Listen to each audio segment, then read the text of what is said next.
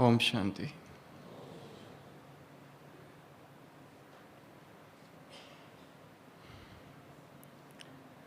आज सुबह दादी जानकी जी को जब हम मिलने गए थे तो दादी ने एक बात सुनाई। दादी ने कहा कि सुबह 4 बजे और 6 बजे के बीच बाबा ने एक ऐसा अनुभव कराया है जो कभी नहीं कराया। हम सोच रहे थे क्या अनुभव कराया होगा। जिसको कभी भगवान ने कहा है तुम यज्ञ की मूर्ति हो, जिसको एक अव्यक्त वाणी 84 की जिसमें बाबा ने कहा है कि तुम विश्व की परिक्रमा करते हो और बाप तुम्हारी परिक्रमा करते हैं। जिसको कभी 86 की एक मुरली में बाबा ने कहा है जनक नाच रही है और बाप नचवा रहा है। जिसको कभी सिर पर चोट लगने पर भगवान ने कहा था और भी सुंदर हो गई हो। हमने दादी से पूछा, दादी क्या अनुभव कराया? दादी ने कहा, शब्दों में नहीं बताया जा सकता है, दृष्टि से खींच लो। शब्दों में नहीं बताया जा सकता है, दृष्टि से खींच लो। और दादी ने बहुत लंबी दृष्टि दी। क्या अनुभव होगा वो? कौन सा सत्य होगा उसमें और कौन सा सौंदर्य होगा उसमें? हम वहीं थे, भाई जी का फ़ोन आया क्लास के लिए। हमने सोचा आज इसी पर कुछ गहरी चर्चा की जाए। सत्यम शिवम और सुंदरम। सत्य क्या है? शिव क्या है? सौंदर्य क्या है? सत्य कैसे शिव है और सुंदर है? शिव कैसे सत्य है और सुंदर है? सौंदर्य कैसे शिव है और सत्य है? तो आज इसी की थोड़ी हम चर्चा करेंगे। शुरुआत सत्य से करते हैं।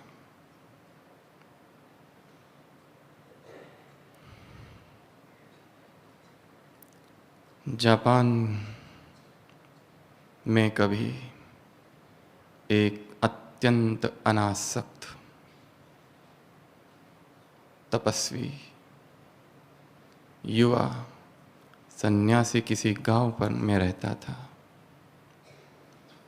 उसके चेहरे पर ब्रह्मचर्य का तेज था। उसकी वृत्ति में वीतरागता,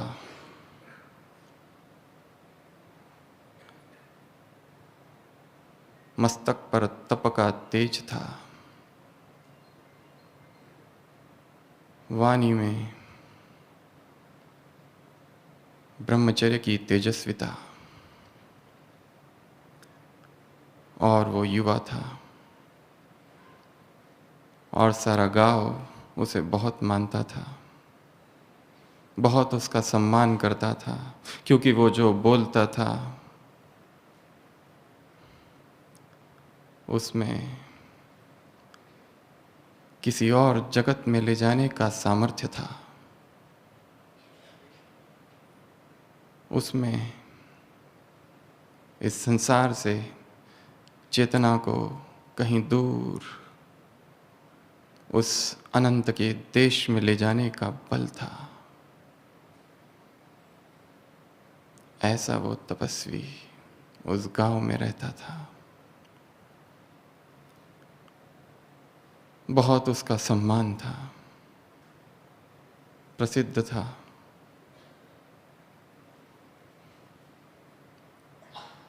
परंतु एक दिन सारे गांव वाले बहुत क्रोधित होकर उसकी कुटिया के पास आए। बहुत बड़ी भीड़ थी, सारे क्रोध में थे और वह सन्यासी ध्यान मग्न था। उन सब की आवाज़ को उसने सुना तो आँख खोली और आँख खोलते ही देखा कि उन गाँव वालों ने एक छोटे से बच्चे को उसके चरणों में पटक दिया और कहा, क्या यह बच्चा तुम्हारा है? किंग कर्तव्य विमूढ़ वो चुप था। गांव वालों ने बताया, गांव की एक कन्या जो अविवाहित है, उसका ये बच्चा है और वो कहती है कि इस बच्चे का बाप तुम हो।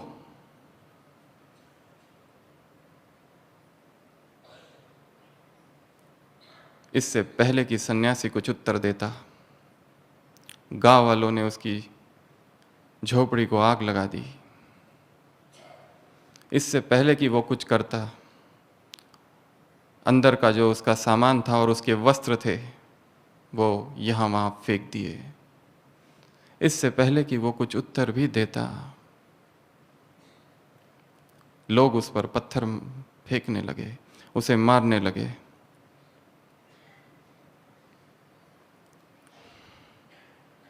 बार बार पूछने लगे, क्या ये बच्चा तुम्हारा है?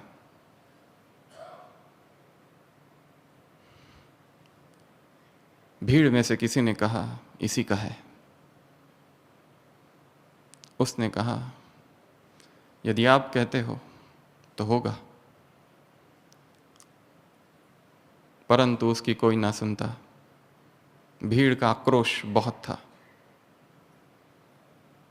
उसकी दुर्दशा कर कर वो सारे चले गए, बच्चे को वहीं छोड़कर, और बच्चा रोता हुआ और बिलखता हुआ वहीं पड़ा रहा जमीन पर।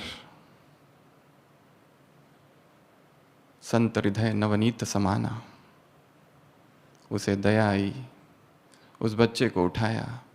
बच्चे को शायद भूख लगी हो, उसके पास कुछ भी न था। बच्चे को गोद में लिया और निकल पड़ा। दोपहर हो गई। उसी गांव में भीख मांगता हुआ वो जा रहा था। कैसा अद्भुत दृश्य था ये कि एक सन्यासी किसी बच्चे को, रोते हुए बच्चे को अपनी गोदी में उठाकर भीख मांगता हुआ जा रहा है। जिस द्वार पर भी जा रहा है वह दरवाजा बंद हो रहा था। बच्चे कंकड़ पत्थर फेंक रहे थे, कोई गालियां दे रहा था।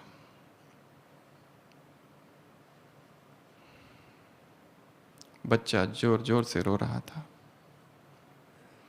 उस बच्चे को लेता हुआ वो घूम रहा था उस गांव में, और फिर आकर पहुंचा उसी घर के सामने जहां पर वो कन्या रहती थी। और उसने देखा कि इसकी ये क्या हालत हुई है। तब उसके आंसू आ गए। वो भागी अपने पिता के पास और कहने लगी कि मैंने आपसे झूठ कहा था। ये सन्यासी तो निष्कलंक है, निर्दोष है।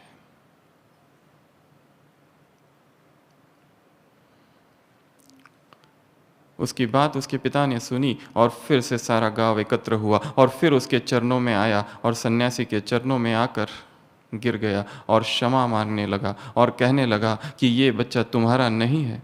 उसने कहा, अच्छा मेरा नहीं है तो शायद किसी और का होगा, किसी का तो होगा ना। उन्होंने माफी मांगी और कहा कि क्या आपको बुरा लगा, अपमानित महसूस हुआ? वो कहता है, अपमान कैसा?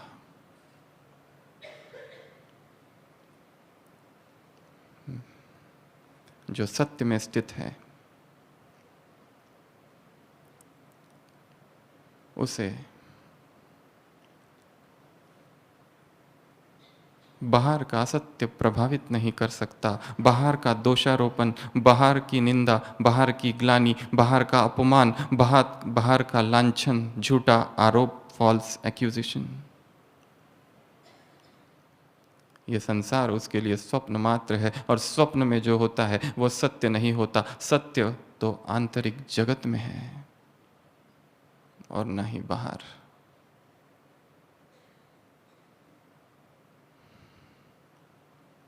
क्या ऐसा विश्वास हमें सत्य में है? क्या ऐसा निश्चय हमें भी सत्य की शक्ति में है?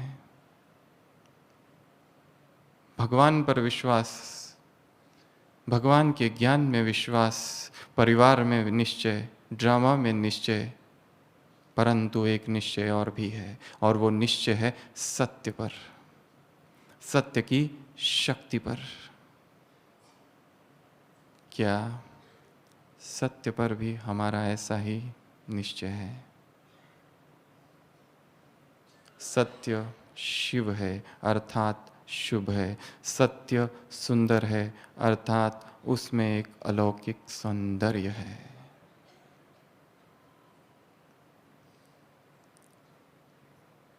सत्य की नैया हिलेगी डुलेगी, डूबेगी नहीं। सच तो विठो नच, सत्य मेव जयते। सच्ची दिल पर साहब राजी, सच्ची दिल मुराद हासिल। मुरलियों में सारे वाक्य हमने सुने हैं, परंतु क्या स्वयं सत्य पर ऐसा निश्चय है कि सारी दुनिया, लास्ट संडे की मुरली, कुमारों से मुलाकात, अव्यक्त बाप दादा, अक्षय योनि सेना एक तरफ हो, तुम एक तरफ हो और तुम अकेले हो, तो क्या सोचोगे, तो क्या कहोगे कि बाप हमारे साथ है? क्या सत्य पर भी ऐसा ही निश्चय है?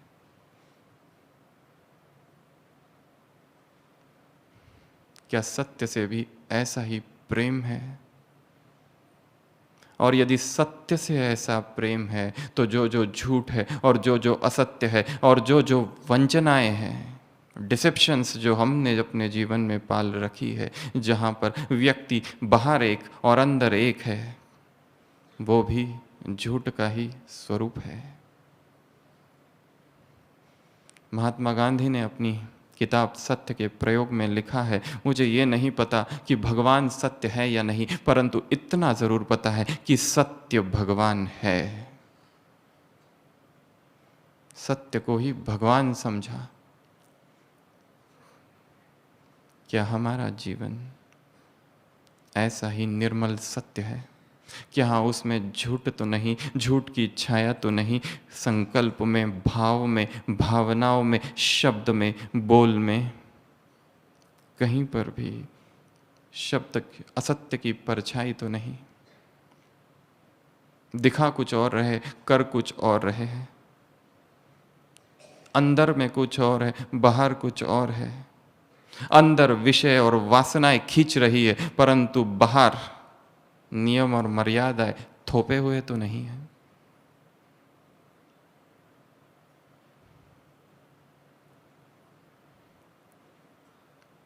क्या ऐसा कल मुरली में बाबा ने कहा था, बाप के सामने कुछ भी नहीं छुप सकता, ना सत्य ना असत्य। यदि हम अपने हृदय को देखें तो क्या हमारा हृदय इतना सत्य है?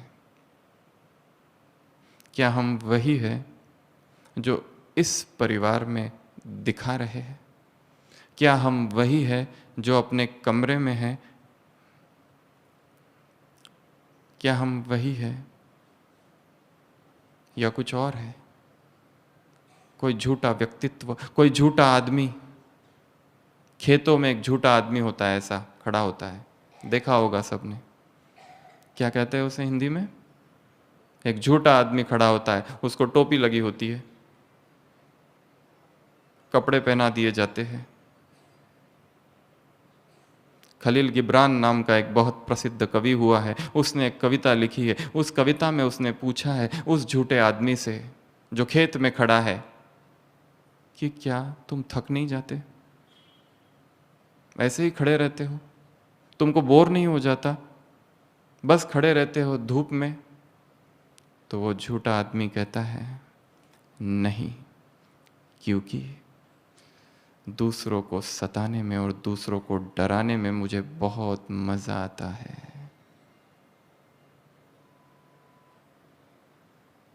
चाहे हम दूसरों को सता रहे हैं या खुद ऐसी स्थिति में है जिसमें सताए हुए होने का अनुभव कर रहे हैं, ये दोनों ही झूठे ही व्यक्तित्व है।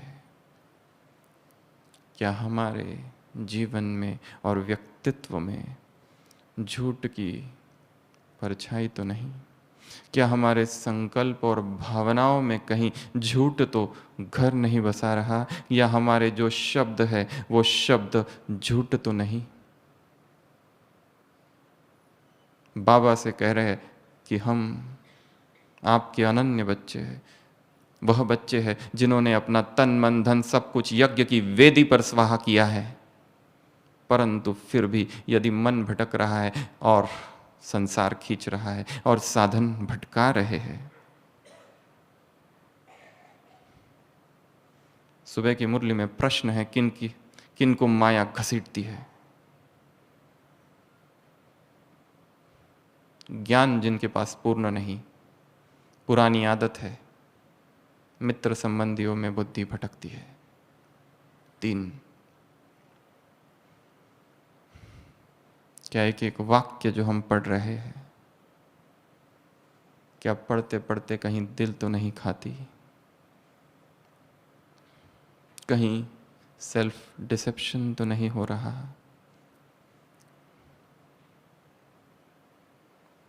कहीं शब्दों में बार बार झूठ तो नहीं बोलना पड़ रहा, वैसा भी झूठ जिससे किसी का नुकसान नहीं हो रहा है परंतु वो सत्य भी तो नहीं है?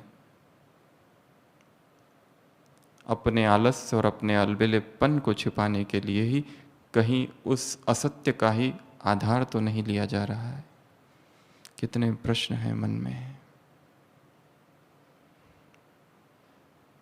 यह जीवन आत्मनिरीक्षण का जीवन है, प्रतिपल निरीक्षण है। लंदन में कभी एक फोटोग्राफी की दुकान खुली थी। वहां पर एक गांव का किसान आ गया और उसने देखा एक ही व्यक्ति के 3 फोटो और उनकी 3 अलग अलग कीमत था। एक फोटो 5 रुपए का, एक फोटो 10 रुपए का, एक फोटो 15 रुपए का। वो कहता है क्या ये एक ही व्यक्ति के है? वो दुकानदार कहता है हाँ एक ही व्यक्ति के। इसमें अंतर क्या है? वो कहता है अंतर तो एक ही व्यक्ति का, अंतर कुछ नहीं है। तो फिर 3 क्यों? वो कहता है पहला अगर फोटो चाहिए तुमको 5 रुपए का तो वो मिलेगा जो तुम हो। दूसरा फोटो वो है जो तुम दूसरों को दिखाना चाह रहे हो, जो तुम नहीं हो, जो आडंबर है, जो एक ढोंग रखा है कि ये मैं हूं। अंदर में भोग और वासनाएं और बाहर योगीपन। अंदर में विषय खींच रहे हैं, आसक्ति है, रस इंद्रियों को उत्तेजित कर रहे हैं और ऊपर कुछ और। उसके 10 रुपए और एक तीसरा भी है जो तुम वास्तव में होना चाह रहे हो पर हो नहीं रहे हो। और उस दुकानदार ने कहा यहाँ जो भी आता है पहले 2 ही फोटो लेता है, 15 रुपए वाला और 10 रुपए वाला। 5 रुपए वाला तुम एक पहले हो जो ले रहा है। जो मैं हूं वैसा शायद ही कोई दिखाना चाहता है। तो सत्य पर विश्वास कि सत्य की ही विजय होगी, सत्य ही जीवन में हो। कहीं पर भी झूठ नहीं, कहीं पर भी आडंबर नहीं, कहीं पर भी ढोंग नहीं, कहीं पर भी एक दिखावा नहीं। ऐसा शुद्ध निर्मल जीवन हमारा हो। उसके लिए कैसी साधना की आवश्यकता है, कैसी तपस्या की आवश्यकता है, कैसी गहरी soul searching, self analysis, self accounting की आवश्यकता है। क्या वो हम कर रहे हैं? सत्य शुभ है अर्थात असत्य अशुभ है। सत्य सुंदर है अर्थात असत्य असुंदर है। थोड़े समय के लिए सौंदर्य है, थोड़े समय के लिए खुशी है, परंतु बाद में दुख ही दुख है, उसमें लंबा समय नहीं चल सकता। ये यज्ञ सत्य है, सत्य बाप का स्थापन किया हुआ है, यहाँ पर असत्य टिक नहीं सकता। भगवान के महावाक्य है। इसलिए 3 चीज़ों को हमें धारण करना है। सबसे पहले सत्य को, सत्य संकल्प, सत्य बोल और सत्य कर्म। सत्य संबंध संपर्क।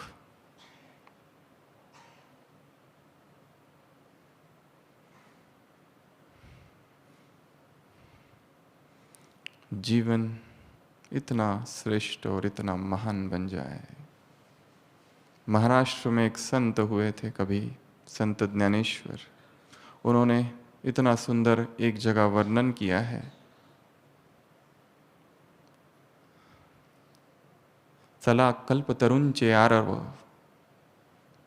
एक संत या एक योगी पुरुष ऐसा है जैसे कि एक कल्प वृक्ष नहीं, कल्प वृक्ष का जैसे वो जंगल ही है। एक कल्प वृक्ष यदि किसी को मिल जाए तो सब इच्छाएं पूर्ण कर देता है। वैसा चला कल्प तरुणचे आरव, चेतना चिंतामणींचे गाव। एक चिंतामणि यदि मिल जाए तो सारी चिंताएं दूर हो जाती। ये व्यक्ति तो चिंतामणि का जैसे गाव है। बोलती जे अर्णव, जो बोल रहा है वो अमृत है। अमृत भी क्या, अमृत का समुंदर है। बोलती जे अर्णव पीयूषाचे, पीयूष है, अमृत है। इतना जीवन में सत्य क्या हमने लाया है, या अभी भी कितनी बातें ऐसी है कि जो छिपाई हुई है। हम नहीं चाहते किसी को पता चले। जीवन ऐसा हो जैसे कि खुली हुई किताब, जिसको पढ़ना है आकर पढ़ ले। वहां पर कुछ संकल्प नहीं छिपाने जैसा, कुछ कर्म नहीं छिपाने जैसा, कोई मैसेज नहीं छिपाने जैसा, कोई संबंध ऐसा कोई नहीं गुप्त जो छिपाना पड़ रहा है। और हम नहीं चाहते दुनिया इसके बारे में जाने। अगर ऐसा है तो शायद उसमें असत्य की छाया है।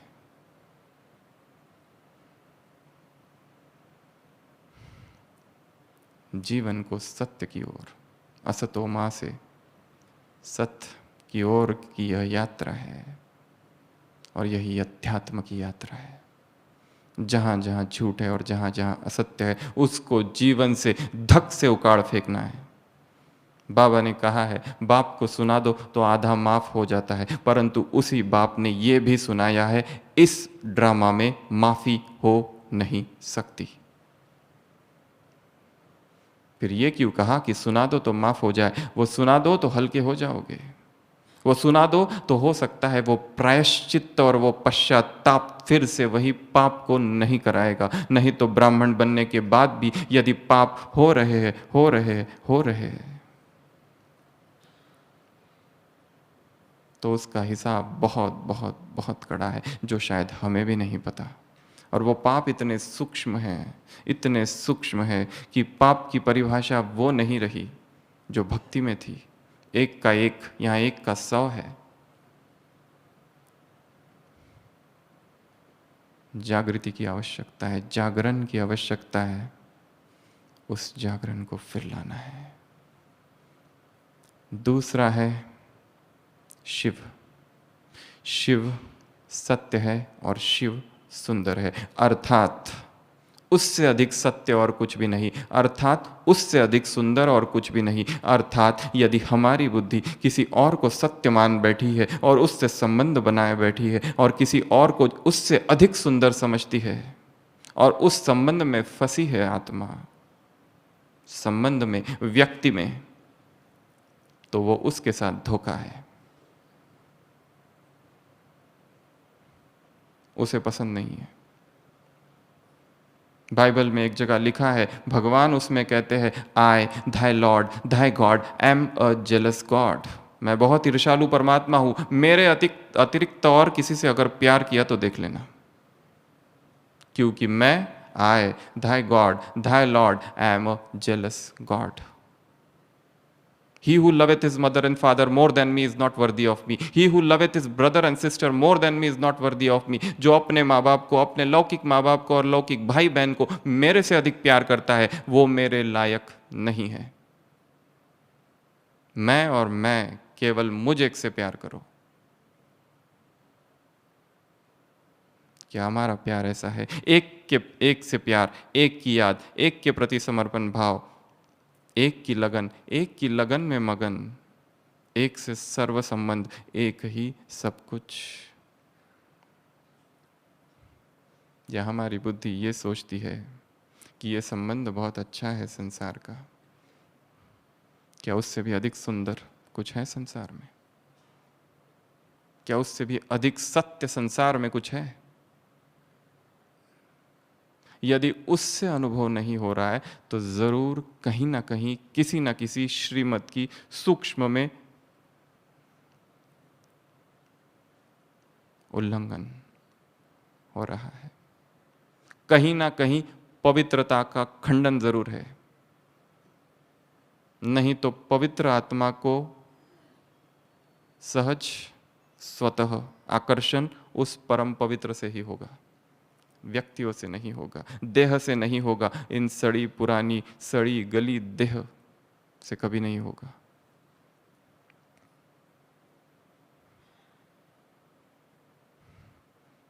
क्या ऐसा प्रेम है? मीरा जब वृंदावन गई थी और चैतन्य महाप्रभु के शिष्य वहाँ जब बैठे थे और मीरा ने कहा था कि मुझे उनसे मिलना है, चैतन्य महाप्रभु ने कहा था कि शिष्य ने कहा था कि मैं किसी स्त्री से नहीं मिलता, बोल दो उसको जाकर। क्योंकि वो तपस्वी थे और सन्यासी थे, चेहरा भी नहीं देखते थे। पर मीरा का उत्तर उनसे भी ऊपर था। मीरा ने कहा, क्या वृंदावन में कोई पुरुष भी है? क्या कृष्ण के अतिरिक्त संसार में कोई पुरुष है? वो एक ही तो पुरुष है। क्या उसके अतिरिक्त भी कोई पुरुष है? अगर कोई समझ रहा है तो वो अज्ञान है। जीव गोस्वामी उसके चरणों में आकर नतमस्तक होते हैं। घटना कितनी सत्य है पता नहीं, परंतु एक को ही सब कुछ बना लेना, इतना गहरा परमात्मा प्रेम कि जिसमें उसके अतिरिक्त और कुछ भी ना दिखे। दिखाया है चैतन्य महाप्रभु के जीवन में 3 अवस्थाएं हैं। पहली अवस्था है जहां वो होश में है, जहां गा रहा है हे कृष्ण हे कृष्ण हे कृष्ण हरे कृष्ण गा रहा है, जहां होश में है, उसका गुणगान कर रहा है, जय घोष कर रहा है, गलियों से गुजर रहा है, जहां से जा रहा है वो जगई मधई पतित जो भी आत्माएं सारे परिवर्तन हुए जा रहे हैं। ये एक अवस्था।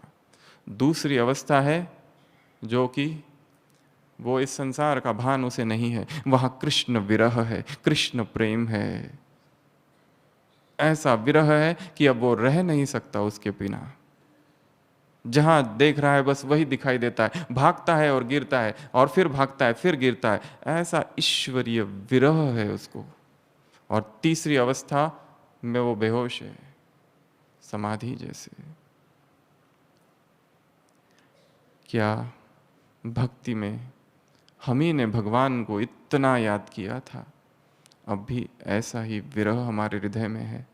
ऐसे ही अब भी हम रात को सोते समय ये सोचकर सोते हैं कि सुबह हम भगवान से ऐसा मिलन मनाएंगे, ऐसा मिलन मनाएंगे तो आज तक ऐसा अमृत वेला कभी हुआ ही नहीं जिसमें अश्रु धारा बहने लगे, परमात्मा प्रेम से, या खो गए हैं वो कहीं आंसू, वो अष्ट सात्विक भाव जो कभी भक्ति में उमड़े थे।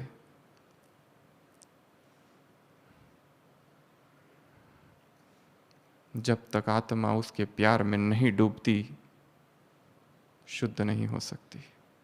राम भगति जल बिनु रघुराही, अभियंतर मलक बहु न जाई।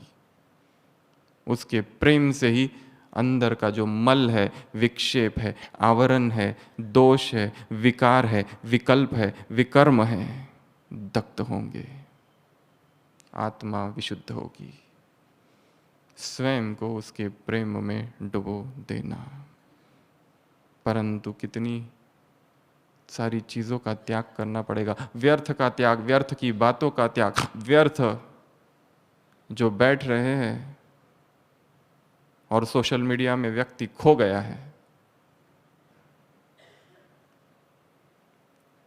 क्या सत्य इतना सस्ता है जो सोशल मीडिया में बिक जाए और वही जीवन बन गया है? यदि हमारा समय इस डिजिटल वर्ल्ड में ही जा रहा है, तो क्या वो प्रेम की अनुभूति हो सकती है? क्या उसमें आत्मा डूब सकती है? क्या उस विशुद्ध प्रेम का वह जो दादी ने कहा ऐसा अनुभव कराया है, बाबा ने ऐसा अनुभव कराया है कि मैं शब्दों में बोल नहीं सकती, दृष्टि से खींच लो। क्या हमें भी ऐसे अनुभव हो रहे हैं? क्या हमारी बुद्धि में वो और उसकी सेवा के अतिरिक्त संसार भर गया है तो नहीं? संसार, व्यक्ति, व्यक्तियों के दोष। ब्रह्मा बाबा के जीवन में एक उदाहरण है। सुबह एक भाई बता रहे थे कि कुछ बहनें बाबा के पास आई और कहने लगी, बाबा हम आप ही की तरह पुरुषार्थ करना चाहते हैं और हम में कुछ अवगुण है, वो कौन से अवगुण है वो हमको आप बताओ ताकि हम उसे दूर करें। आपको कुछ लगता होगा, कुछ तो आपने देखा होगा, हम यहाँ कुछ दिनों से रह रही है, कुछ तो होगा, कुछ डिफेक्ट, कुछ मिस्टेक, कुछ फ्लॉ, कुछ खामियां, कुछ कमियां, कुछ कमजोरियां, कुछ हमको बताओ तो हम उस पर काम करें और ठीक हो करें उसको। बाबा ने कहा, बाप बच्चों की कमियां देखते ही नहीं। बाबा फिर भी बताओ। बाबा ने कहा, बाबा देखते ही नहीं। बाबा के पीछे पीछे फिर गई आंगन से, बाबा कुटिया में बैठे, कुटिया में गई, फिर बाबा निकले और फिर बाबा एक तो बताओ। बाबा ने कहा, बाप बच्चों की एक भी कमजोरी को नहीं देखता। ये कौन सी अवस्था है? अगर ऐसा व्यक्ति सो जाए तो उसे क्या स्वप्न दिखेंगे? और ऐसी हमारी दादी यदि कुछ अनुभव करती है तो कैसी निर्मलता और कैसी पवित्रता और कैसा सत्य और कैसा शिव और कैसे सौंदर्य उसमें होगा। पर क्या वैसा ही प्यार हमारा भी उससे है? क्या हमारा प्रेम इतना अधिक है कि हर दिन अनुभव हो कि कल जो भगवान से प्रेम था आज वो बढ़ चुका है? विदेश का एक लेखक लिखता है भगवान के लिए कि प्रभु प्रेम का तीर हृदय में ऐसा चुभा है कि निकल नहीं रहा है, घाव इतना गहरा हो गया है कि रक्त बह रहा है। कि हमने ऐसा डुबोया है स्वयं को पवित्रता में, ब्रह्मचर्य में, ईश्वरीय प्रेम में और मर्यादाओं में और नियमों में और उसकी श्रीमत में कि श्रीमत ही जीवन बन गया है, या भी संसार खींचता है। वैराग डावाडोल होता है। शिव ही सत्य है और शिव ही सुंदर है। प्रेम सत्य से ही करना। अगर झूठ से प्रेम करोगे तो झूठ का परिणाम दुख है। असुंदर से प्रेम करोगे तो असुंदरता विकारों को लाएगी। सत्य एक ही है। भागवत में एक जगह वर्णन है कृष्ण के जन्म का, परंतु उसमें यह नहीं लिखा है कि कृष्ण का जन्म हो रहा है। सत्यवर्तम त्रिसत्यम सत्यस्य योनिम निहितम च सत्य। सत्य परमात्मा सत्य गर्भ में सत्य की स्थापना के लिए इस संसार में प्रकट हो रहा है। सत्य की ही महिमा लिखी है। वैसा वह बाबा, वह परमात्मा परम सत्य है। तो इस हृदय को केवल एक सत्य से ही लगाना है। कोई भी व्यक्ति रिप्लेसमेंट नहीं है। किसी व्यक्ति से इतना शेयर करना नहीं चालू कर दो, लिखकर या बोलकर, कि उस परमात्मा से को लिखना और शेयर करना कम कम हो जाए। जब इधर का बढ़ेगा व्यक्तियों से शेयर करना, तो उधर का स्वतः ही कम कम होते जाएगा। ये दूसरा। तीसरा है सुंदरम। सौंदर्य ही सत्य है और सौंदर्य ही शिव है, अर्थात शुभ है। और सौंदर्य अर्थात संपूर्ण पवित्रता। क्या प्यूरिटी से भी बड़ी ब्यूटी कोई है? क्या हमारी प्यूरिटी ऐसी निष्कलंक है, या उसमें बार बार कुछ ना कुछ होता है? तीन तल, एक देह का तल प्यूरिटी का, विचारों का तल और भावनाओं का तल। तीनों ही तलों पर प्यूरिटी खंडित ना हो। भावनाओं में यदि व्यक्तियों के प्रति आकर्षण, विचारों में, संकल्पों में हलचल और देह में उत्तेजना, ब्रह्मचर्य का खंडन है। एक अव्यक्त वाणी है 26 दिसंबर 1979, शायद एकमात्र अव्यक्त वाणी जिसमें बाबा ने 5 विकार और उनके बारे में कहा है कि इनको रूपांतरण कर दो। इनको शायद खत्म नहीं किया जाए, पर आप इसको बदल दो। 5 विकारों को बदल दो। उनको बंदी भी नहीं बना। उदाहरण दिया, यदि किसी के राजा को बंदी बनाया जाता है तो वो अवसर में रहता है, तलाश में रहता है कि फिर से मैं छूट जाऊं और फिर से जिसने बंदी बनाया उसको बंदी बना लूं। बाबा ने कहा एक एक विकार का रूपांतरण करो, कन्वर्ट कर दो, उसका स्वरूप बदल दो। काम अगर आ रहा है तो उसको कामना, शुभ कामना में परिवर्तन कर दो। क्रोध को अग्नि में, योग की में परिवर्तन कर दो। उसी तरह लोभ, उसी तरह मोह, उसी तरह अहंकार। जिसने ये मुरली ना पढ़ी हो वो इसे फिर से पढ़े। विकारों का गहरी फिलॉसफी, साइकोलॉजी, 26 दिसंबर 1979 की ये मुरली, जिसमें बाबा ने विस्तार से वर्णन किया है कि तुम्हें विकारों का दमन नहीं करना है। दमन करोगे तो बाहर निकलेंगे वापस। क्रोध को दबाना नहीं है, बाहर निकलेगा। काम को दबाओ फिर बाहर निकलेगा सुनामी की तरह। अहंकार को खाली दबा के रखा, खाली बोल रहे हैं कि हम तो कुछ भी नहीं है।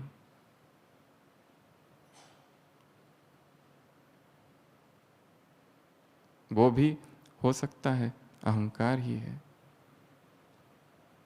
हमारे यज्ञ में एक नियम है सेवाओं का समाचार सुनाना। शायद इस संस्था में, किसी भी संसार में, किसी संस्था में ये नियम है, और बहुत सुंदर ये नियम है कि जिसमें हम सेवाओं का समाचार सुनाते हैं, अपने अनुभवों को सुनाते हैं। शायद ही कहीं ये नहीं है, परंतु सेवाओं का समाचार सुनाते सुनाते वो सेवाओं का समाचार न रह के मैं का समाचार बन जाता है, और अहंकार वहां तृप्ति को पाता है। बाबा करा रहा है, ये कहना भी निमित्त मात्र कह देना।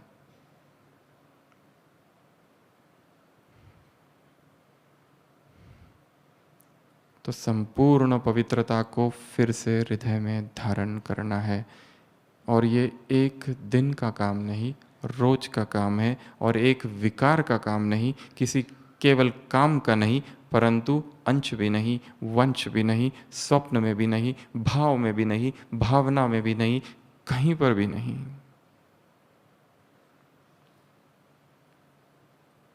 और ये होगा केवल केवल सतत प्रयत्न की आवश्यकता है, क्योंकि ये जो मार्ग है इस पर बार बार बार बार व्यक्ति गिर सकता है, अग्निपथ है, परंतु उत्तर एक ही है, जब जब गिरो फिर उठो और फिर चालू करो चलना।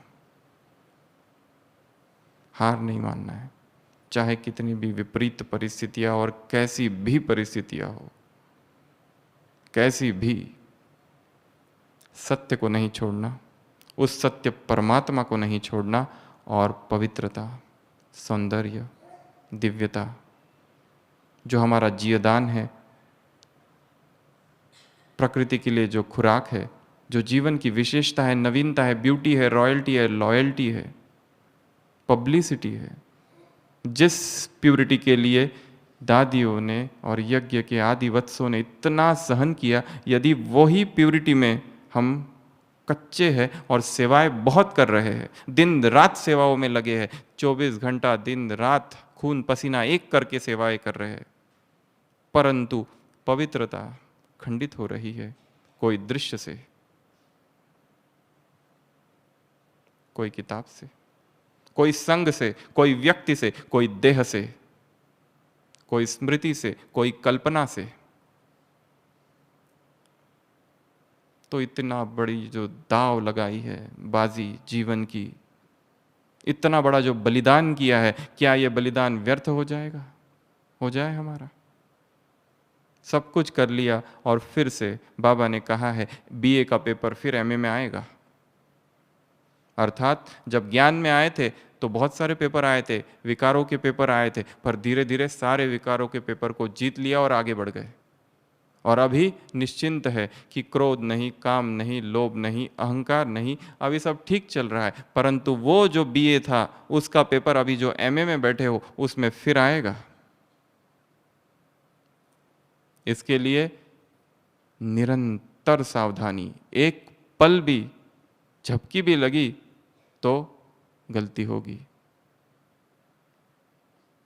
क्योंकि युद्ध माया से है। निरंतर जागरण की आवश्यकता है, ऐसी जागती ज्योत, ऐसी तपस्या की ज्वाला, ऐसा वैराग का नशा अंदर हो कि इस संसार का हमें कुछ भी नहीं चाहिए।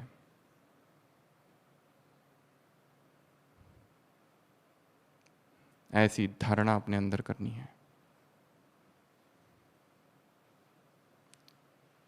सत्य पर विश्वास, हार नहीं होगी और हम सत्य है। चाहे संसार हमारे विरुद्ध हो जाए, पर हम यदि सत्य है तो हारना नहीं। दूसरा, केवल और केवल उस परमात्मा से प्रेम, और यदि जो संबंध बना रखे हैं तथा कथित, जिनको प्रेम का और जिनको सेवाओं का नाम रखा है, शायद अंदर धधकती हुई वासनाएं हैं, उन सबको तोड़ना पड़ेगा। और तीसरा, फिर उसी संपूर्ण पवित्रता की प्रतिज्ञा को, व्रत को वापस दोहराना होगा। और इस क्लास का अंत एक छोटी सी कविता से करते हैं जो हमें बहुत पसंद है, हरिवंश राय बच्चन की लिखी हुई कविता।